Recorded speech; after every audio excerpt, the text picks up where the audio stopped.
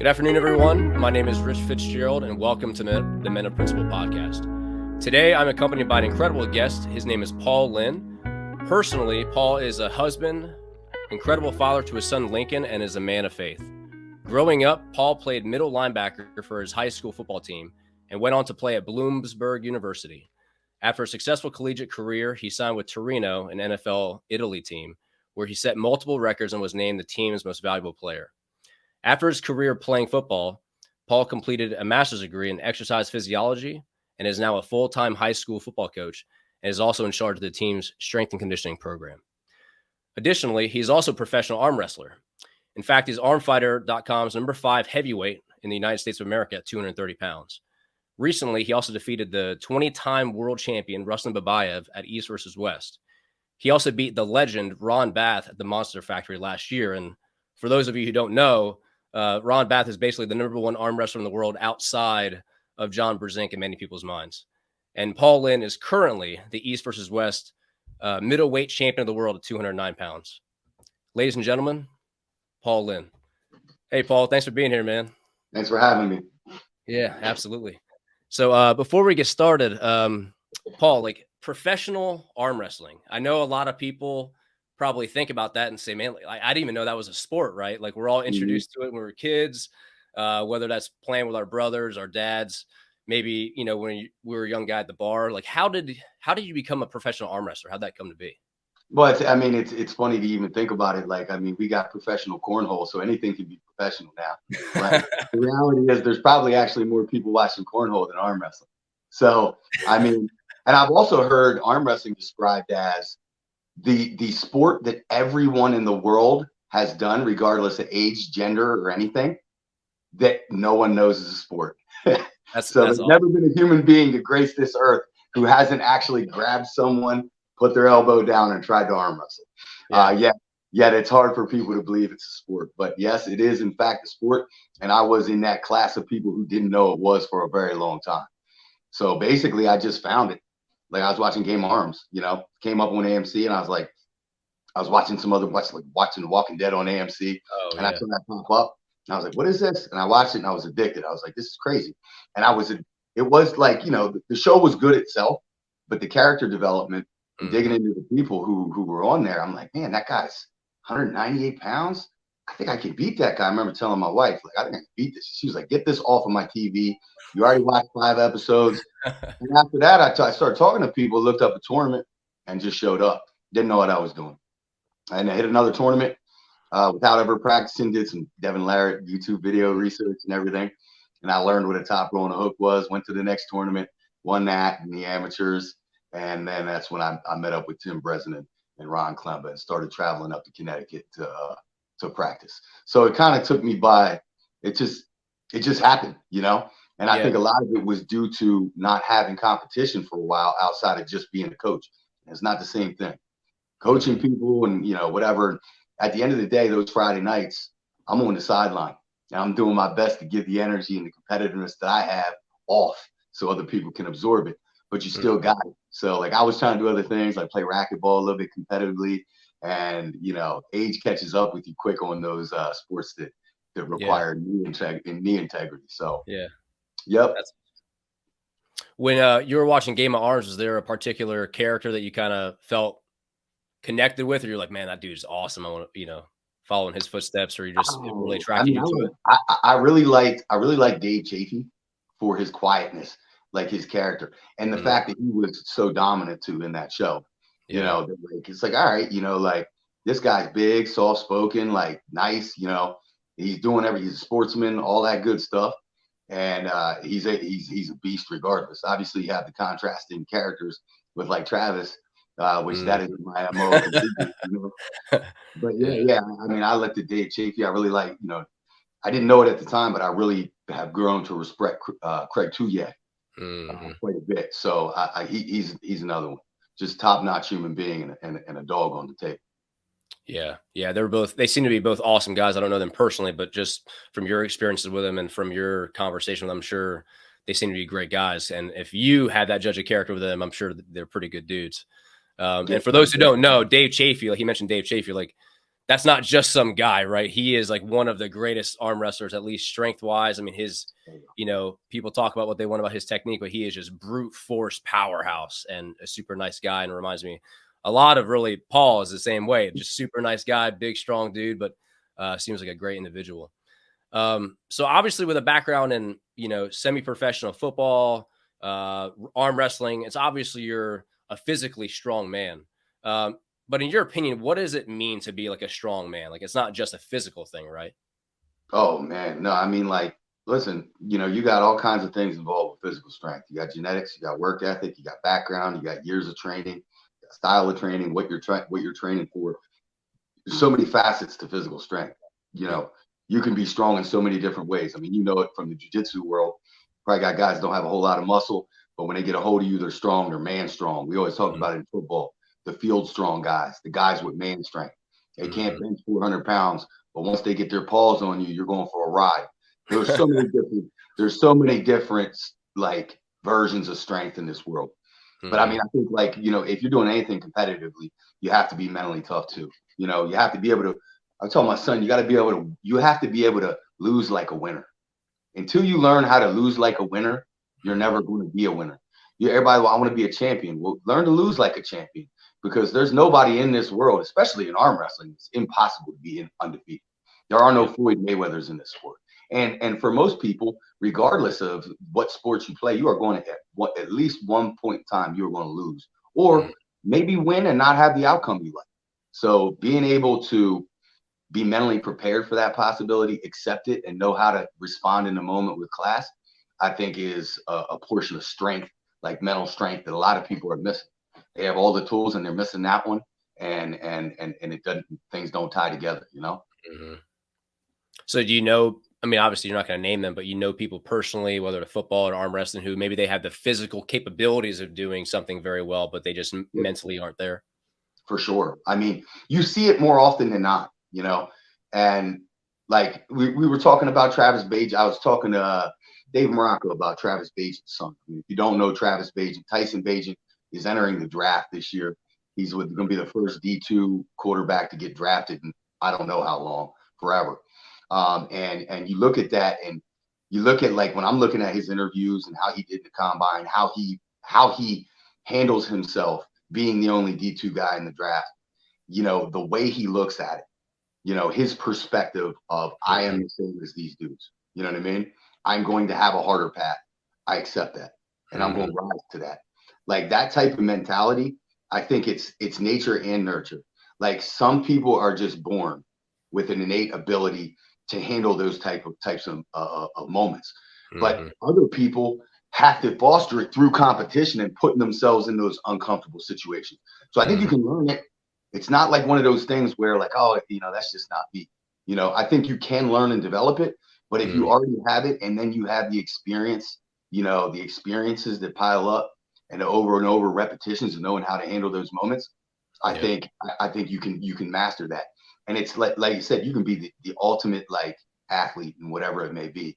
But if you don't have it up here, you don't have the stuff upstairs, right? It'll eventually haunt you. It has to. And you see it in every sport. You mentioned competition. Obviously, you're no stranger to it.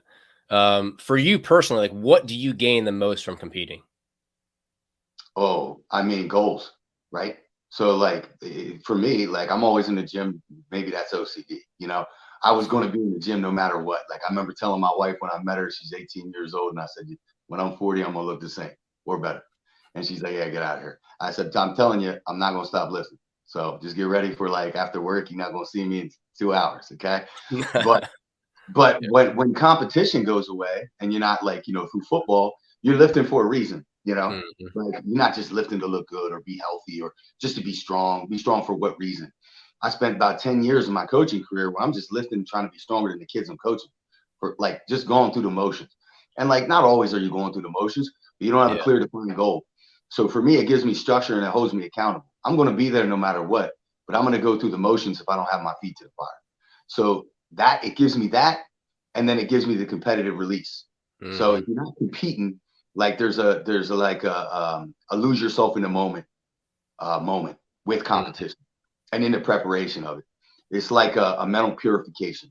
So like I'm sure you know from jiu-jitsu and arm wrestling, whatever, like preparing to peak is an important thing. You have to diet, you have to lose weight, you have to monitor all that stuff. You might have to water cut. It's a mental, like it's a big mental test. And I think when you put yourself through those physical and mental tests, it's a purification thing. And it's uncomfortable. Making yourself uncomfortable will force you to grow. So those situations, and then when you're the only person up on the stage, because arm wrestling is different than football, you get to go out there with 10 other dudes. Arm wrestling is just you and another guy. So you under those lights, and those lights are real hot, But putting yourself through the lead up, and then getting yourself in the right mentality, and then going out there and competing, win or lose, and having that release is for me like a reset, and a cycle. And my wife always gets on me for not celebrating my successes, but I've just never seen success as like, if you celebrate your success too long, you'll rest on it. But for me, it's like, okay, let's live it in the moment. And then when we wake up the next day, it's on to the next goal. Because if I don't have another goal, then I'm just one step closer to dying. Man, that's awesome. That's awesome mindset you have. So when you go into competition, do you find yourself putting that guy you're about to compete with on a pedestal? Like, man, I don't know if I could do it. And like, you kind of rise yourself up, or are you on the complete opposite? Maybe you give yourself this supreme confidence and arrogance and you see nothing but winning, or somewhere in between? No, I'm a realist. So I'm in between that. So like, it's important for me to respect my opponent, even if I believe myself to be the favorite. So if I think I am the favorite in that match, I spend the entirety of that time telling myself that this guy's better than he is, and making myself train harder. It's always easier to train when you're the underdog, right? It's easier to push yourself a little bit harder. But like, if you think you have that margin that you can afford to give, you might slack up. So if it's a close match, or I'm the underdog, then all that work's been done for me already. And I wrap my mind around it, and I use it as motivation. So I relish that opportunity to be the underdog. If in fact I am given no odds at all, like no chance at all, I just tell myself every man bleeds. And all I got to do is be better than that guy for that 20-minute span that match is going to happen. I don't have to be the better arm wrestler forever. I can't trump all these accolades that they've amassed over the years. I'll never match that. Just need to be 15, 20 minutes. I need to be better, not just physically, but mentally too. So, arm wrestling is like, it's like high speed chess. You pick the wrong move, you can look real, real foolish. So yeah, I mean, people be like that. You could be really close to a guy and arm wrestle wrong, and he'll make you look terrible. So like, there's that balance of knowing what to do when, not missing a go, when to load. There's so much going on, and you have to be perfect. So even if I'm not as strong, but I can be perfect in all those moments, I feel like I can make them bleed. Yeah, like you said earlier, everyone loses, right? And I'm sure you would agree with me on this. It's better to lose in practice over and over again, refining your technique, refining your skill set, and then winning in competition, right? Absolutely. Yeah. Absolutely. And it's a thin line between that too, because like, a lot of people protect themselves at practice because, there's a lot of people in this sport like to videotape things. Egos involved. Nobody wants to be videotaped, which I think is important. You find people that you can train with of the same caliber that can push you and are on the same wavelength, where they're not trying to expose you or something like that. But the reality of practice is you need to allow yourself to be exposed. You need to be in an environment where it's acceptable, and understood. You should be getting pinned. You should be redlining, But then there's that thin line too, where you don't always want to train yourself to be in a bad spot, because then it becomes muscle memory. So you have to like teeter between the two. Make sure that you're getting ripped open, you're getting pinned, redlined, and your tendons are being stretched and rebuilding. But then you also want to be offensive too, And Devin's a unique one, because I mean, the guy's the best arm wrestler right now in the world, in my opinion, aside from maybe Levon. And Devin trains defensively, and he still finds a way to win. But I think a lot of that has to do with Devin's genetics. He's a slow starter. He's not an offensive arm wrestler. I don't know if Devin was ever an offensive arm wrestler, but he surely practices like a defensive one, and he bleeds everybody. And he said to me before in the past, I'm not fast, and I do not have an offensive drive all the time.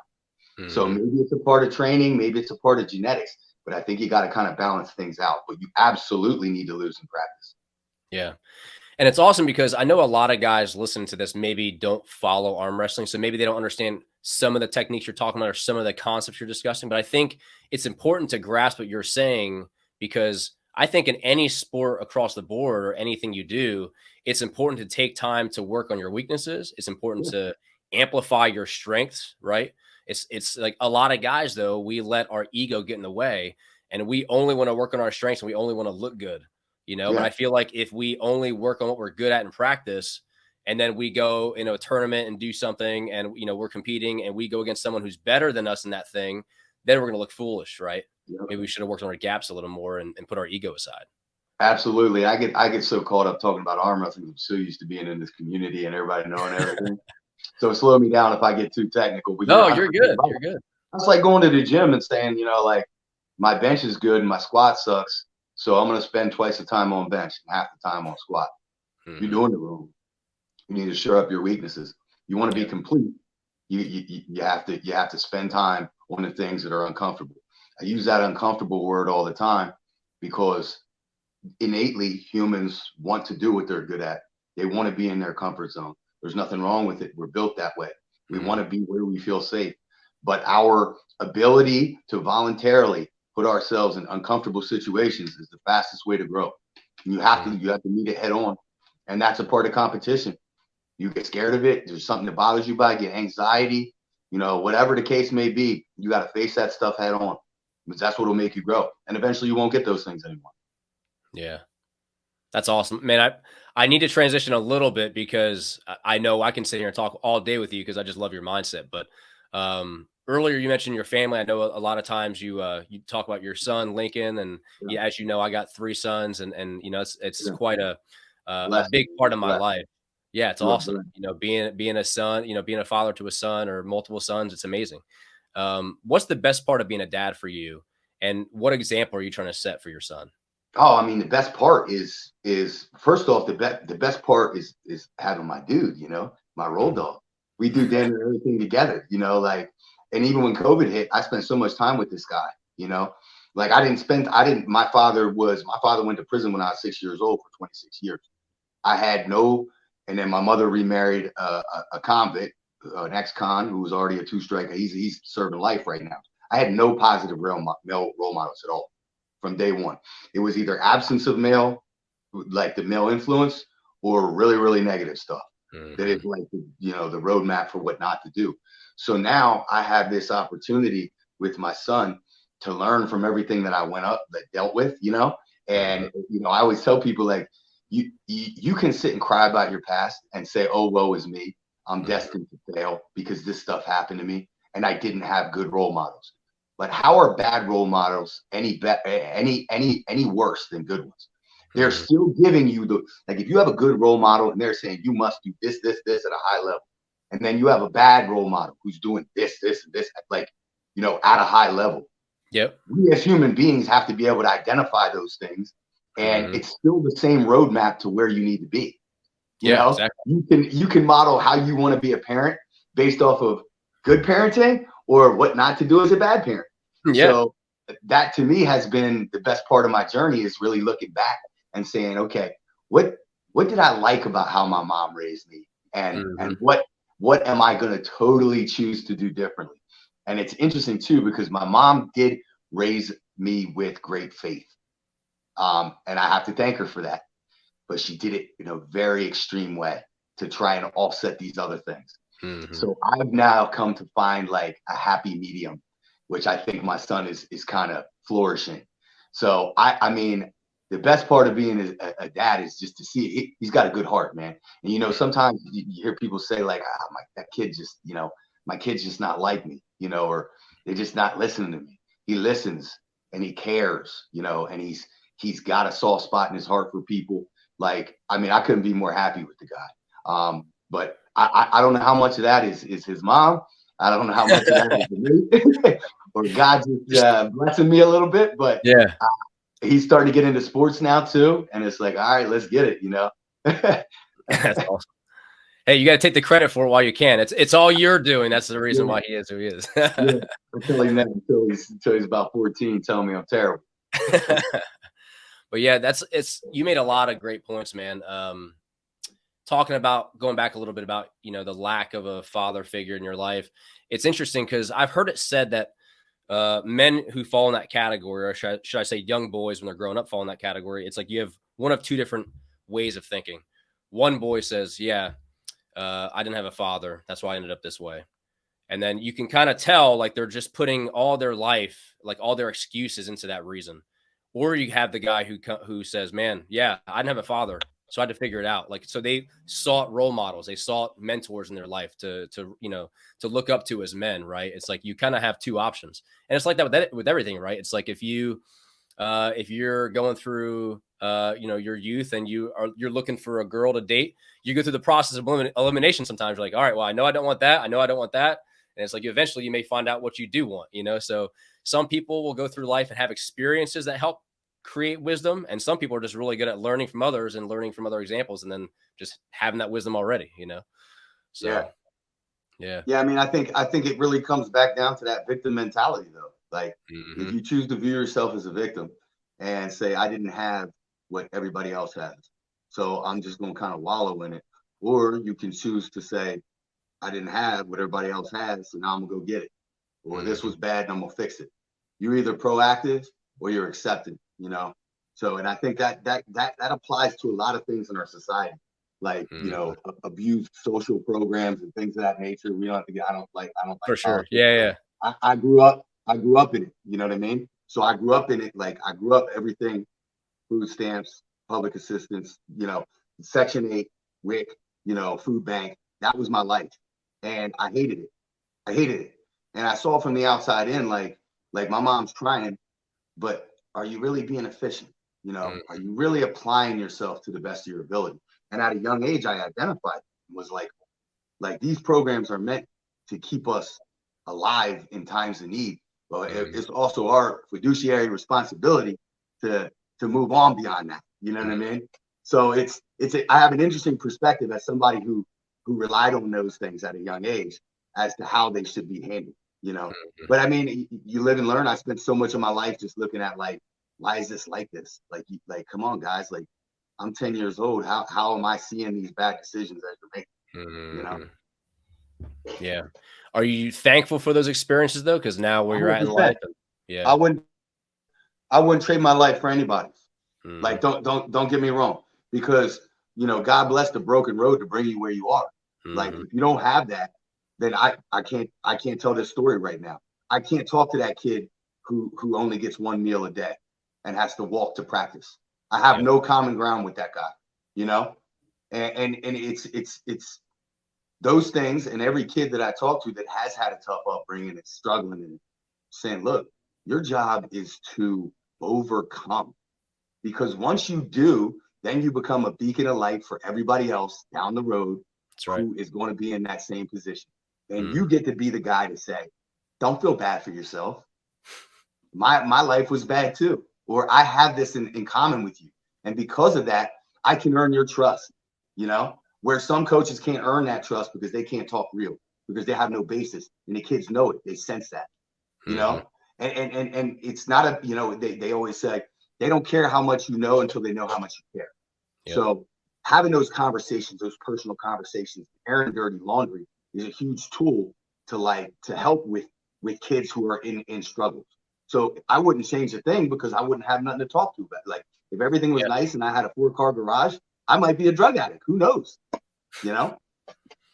And that experience, though, for you also helps you as a father to your son, right? Because you know what it's like to be down there, and it probably gives you more fuel to make sure that you don't let him be raised in those same circumstances, right? Right. So that's where it gets weird, because I worry about him being spoiled. Yes, in the same way. Yeah. It's so hard. Like, how do you I didn't have all these things I wanted, and it made me hungry. Like, if he has everything he needs, is he going to be hungry? Like, how do I make him hungry? And do I deny him things when he knows that I could get them for him? Is that sending the right message? Yeah. Dad's just being a jerk. You don't want to, Yeah. I have the same struggle. Yep. So for those who don't know Paul Linn, right? I think you're often referred to as one of the nicest guys in arm wrestling. And I'm not just saying that, guys. If you were to go across the arm wrestling community, everyone would pretty much tell you this. And I know, obviously, I met you a few years ago at Dave Morocco's place. I could, firmly say at least the day I met you, you were a super nice guy, and you've been nothing but kind to me in our communication the last few years. And so that's why I was very happy to get you on the podcast. But I know a big part of your kindness and generosity is your faith. How important is that to you? And do you feel it makes you a better, husband and father? I mean, I think so I always talk about, like, when people, they say you're the nicest guy in arm wrestling, like, people say that a lot, and that puts a little bit of pressure on me because, I mean, like, when I played football and when I was younger, I was lost, like, I didn't have everything together, and those points in my life, there was points in my life where I didn't know what direction I was going to go. And there was dark places in my life, and playing football and, like, having a certain mentality, like, it spilled over into some not nice things, and at times I look back on, like, how am I perceived, and I wasn't perceived anything like this, for sure. So, like, moving forward, I'm like, you know what, like, every time we transition in life to a new phase, we have a new opportunity, not necessarily to reinvent yourself, but maybe do better, right?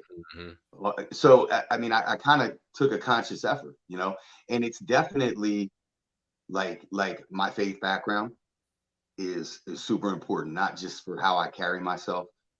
That's the accountability piece, like just knowing the right and wrong, and being held, like, accountable in your heart to those types of things. Do the right thing for the right reason, and try and walk that line. But it's also, the faith aspect is so important for competition. I for the life of me, I don't know how people put themselves in pressure situations and feel like they're by themselves and doing it on their own. I never feel like I'm by myself. I never feel like I never feel like it's just me and my body. Because how are you ever going to achieve anything great without a little bit of help? People do things that are superhuman, not because they're superhuman, but because there's other aspects to these things that you need help with. That's right. So for me, that faith ties into everything.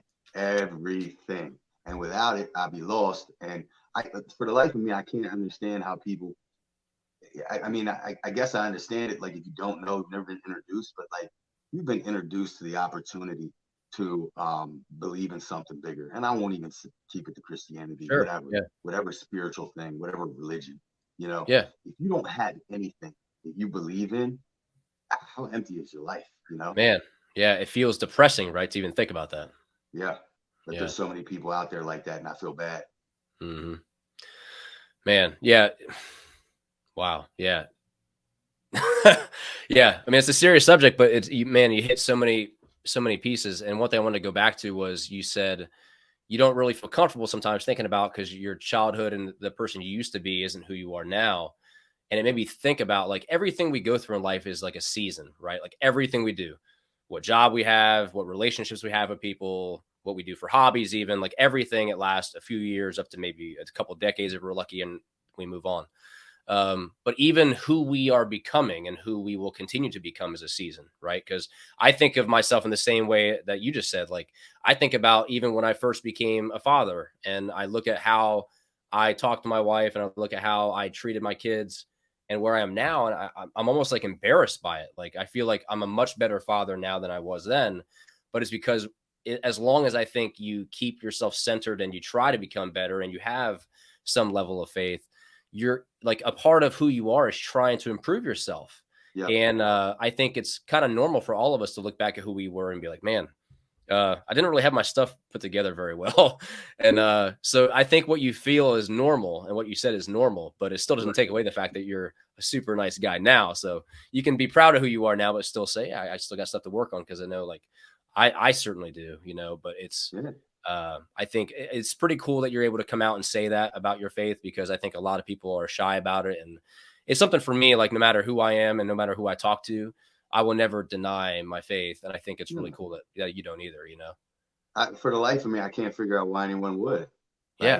Like, there's plenty of things in life to be embarrassed about. Like, like, what? For what? Yeah. And it's not like you can't be a person of faith and put yourself in a box and say, I have to act this way.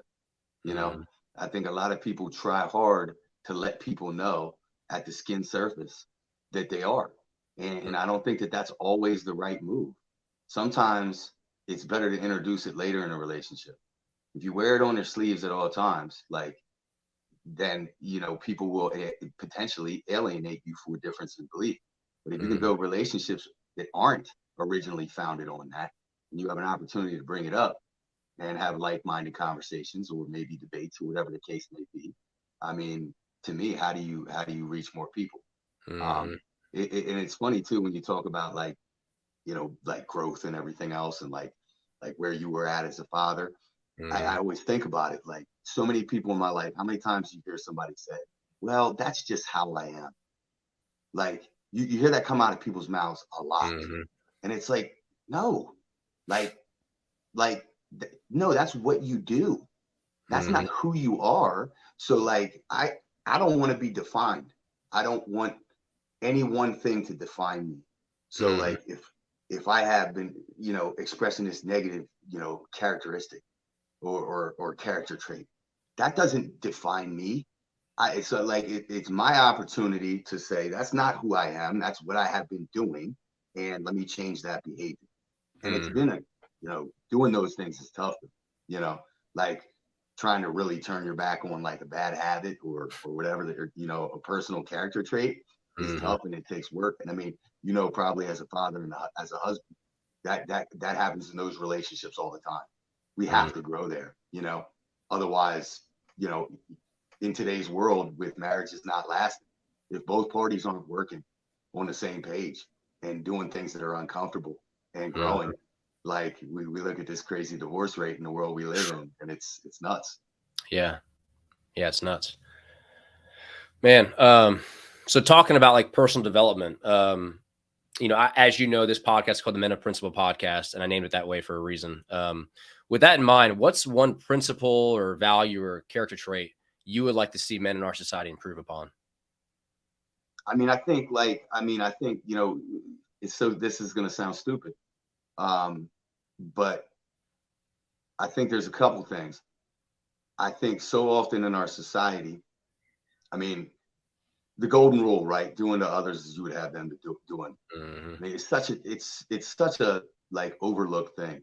And I think that's something that I try to like empathy, understanding people's situations.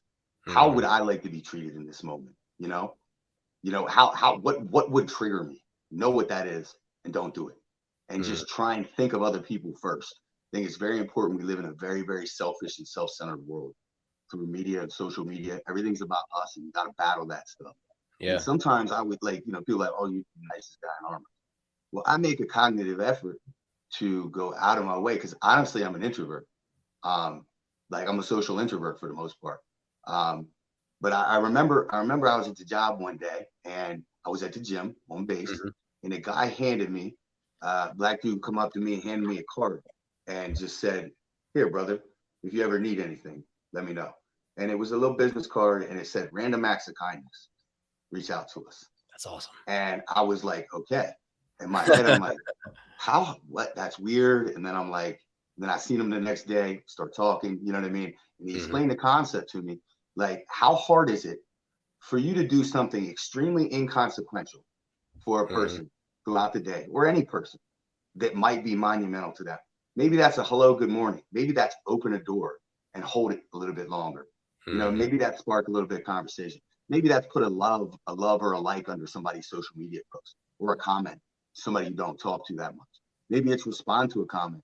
Maybe it's, you know, have a conversation with a food worker, whatever it may be, or add a little bit of positivity. There's so many people that are centered on themselves, and they're not willing to give back in the simplest ways. And you would not believe what those tiny little efforts can reap you back. You know, the energy that you get back from it.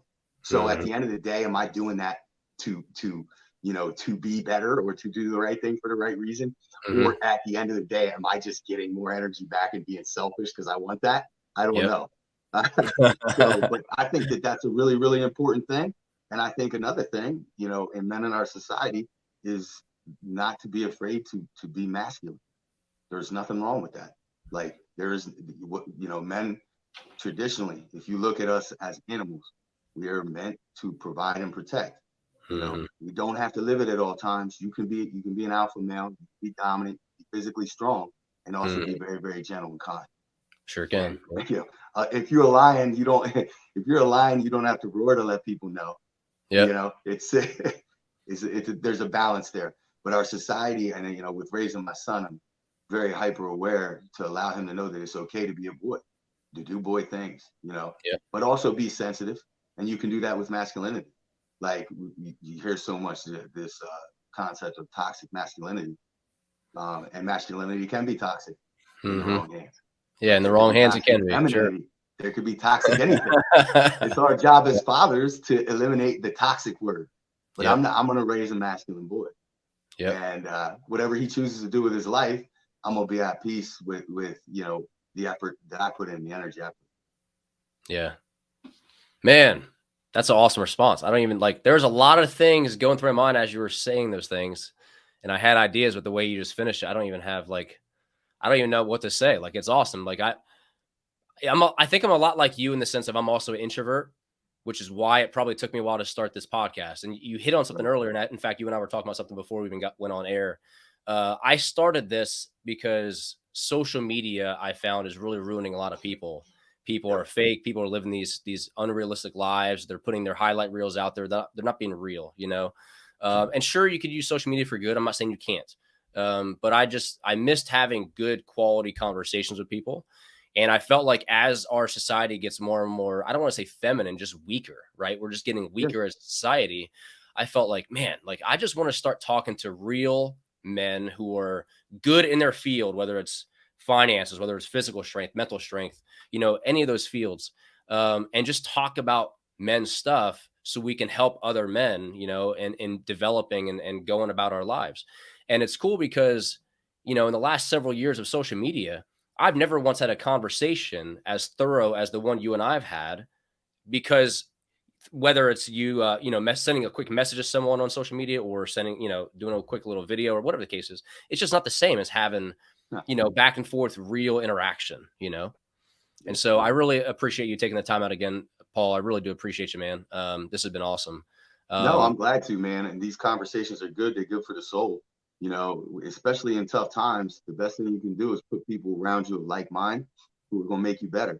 You're only as good as the company you keep. Put yourself around people above you, they'll bring you up. You put yourself around people below you, they'll bring you down. And good conversation with like minds who have similar faith is enriching for the soul. So it's been absolutely the same for me. Yeah, I appreciate that, man. Yeah, I mean, for guys out there who want to get stronger, you can follow Paul. If you want to get mentally tougher, you can follow Paul. If you're having questions about faith or whatever Paul has a lot of those checks in the boxes, which is why I wanted him on this podcast to talk. So Paul, for those of the guys who don't follow you, maybe they want to follow you, how can they find you on social media? How can they track you down? Oh, I mean, if you want to watch arm wrestling stuff, you can go to my YouTube. That's my name, Paul Linn. If it doesn't pop, it'll pop right up. Put that in YouTube. And then Instagram, you want some more arm wrestling stuff, a little bit of football stuff in there too, just some general motivation. That's paul.linn.717 on Instagram. I'm also on Facebook. I would encourage you on any of these platforms, if you have any questions, you want to reach out, DM me. So if I don't accept your friend request on Facebook, DM me first. Yeah, those are the three main platforms. And like I said, if there's anything I can help with, I've always put this out there. And my wife's like, do you regret this yet? I always say, if there's anything arm wrestling related or whatever that I can help with, feel free to DM me and I'll reply back. I have held my word to that, even through some very, very weird messages. So I will reply unless it's super weird. Yeah, I'm sure you've gotten some weird ones over the years, but for you to still respond to fans is a huge thing, because people outside of arm wrestling may not know, but there are a lot of arm wrestling fanatics. People just may not know it yet, but as you and I were talking about earlier, it's growing. In fact, we forgot to mention it, but Paul also has an awesome brand, right? So this is old school though, right? That you don't have this anymore, do you? We do. You do still have this? So okay. We do. Yeah. So where can they find you to story on that? You have the new logo, we actually, when I LLC'd it, it was a different font and setup. Okay. And in the final phases of my LLC, the LA Dodgers reached out, and the way I wrote the words, the letters L and A intertwined, they have Cease a and trademark desist. for that. So we had to change the logo. At that point, we were real hot and heavy into it, and we were selling quite a bit online, targeting like military, law enforcement, along with arm wrestling, just general strength. It's kind of an open brand. And we were making some good progress, and that really slowed us up. Yeah. So I still do have that on shoplethalarms.com. If you're interested in Lethal Arms apparel. And then if you can also buy, if you want that logo that may not be allowed to be sold, you can DM me, because I think we might sell it. All right. I'll make sure to put all those in the bottom of the podcast and link everything. That way everyone can get to it. But yeah. So what you're saying is Paul Linn is no longer a Dodgers fan, is what you're saying. Never was. I was like, I remember getting the emails. I got like 4 emails, and finally they were like wanting me to take the logo off of like everything in existence, like delete all these photos. And I tried my best. And I went back. I was like, look, you guys are not going to bully me anymore. I have made $0 off of this. We are not in the same league. Do not email me again. And now we have the American Arm Wrestler brand too. So if you're into arm wrestling, so the one you're wearing there, the American Arm Wrestler brand. I was wondering. I was going to ask you. That looks nice too. That's also goes along with our tournament series too. So the end game goal on that is to bring back like a solid national championship through American Arm Wrestler. But we're years away. Yeah, man, that's awesome. Well, hey man, I really appreciate you again taking the time out. I know we've been going for a little while, so. But again, thank you, Paul, for joining us. I really appreciate it, man. Hopefully down the road to have you on again. Really enjoyed talking to you, and man, yeah, I mean, it's been. I enjoyed it as well, Rich. Thank you for having me. Yeah. It's just a blessing to be able to be on. I appreciate you. Thanks, man. And for those of you watching and listening, I appreciate all your support. Again, go find Paul Linn. He's got a huge match coming up. Or you want to talk about that real quick, Paul? I don't know. Nobody's going to know. Okay. Sasha Andreev, East versus West 7. If you're interested in East versus West, you can find that on coresports.com or .net. Those events are live streamed on there. They're a cheap pay-per-view, a ton of matches. So if you're getting involved in arm wrestling, Engin Terzi is another man of faith who does things for the right reason. And I can't help but support that guy. I'm blessed to be able to be on those cards and help him represent. So please, if you're involved in arm wrestling, please buy the pay-per-view. Even if you only want to watch a couple of those 12, 13 matches, buy the pay-per-view. It's only a couple bucks. Yeah, absolutely. And, not only is Paul, a great arm wrestler, he's a humble guy too, because the guy he's going against, Sasha, is incredible. I mean, he is a legend in his own right. And Engin, man, he's done some incredible things for arm wrestling. When COVID hit, a lot of organizations shut down. And man, he kept it going when there were travel restrictions or everything else. They figured out a way to make it work. So they're doing some great things. So, so again, send me some prayers for Sasha when we need a little bit. We'll send you some prayers, man. But I think Paul may shock some people, because I mean, I don't know how you can shock people when you're already the middleweight champ of the world, but somehow there's still some people thinking that Paul, may or may not have a chance. But man, the way Paul has looked in the past year, guys, go back to YouTube, go back to these different videos and look at what he's done recently. He's doing incredible things. So again, really appreciate being on, Paul. So appreciate you guys and your support, and have a great day. Thanks, everyone. Stay blessed.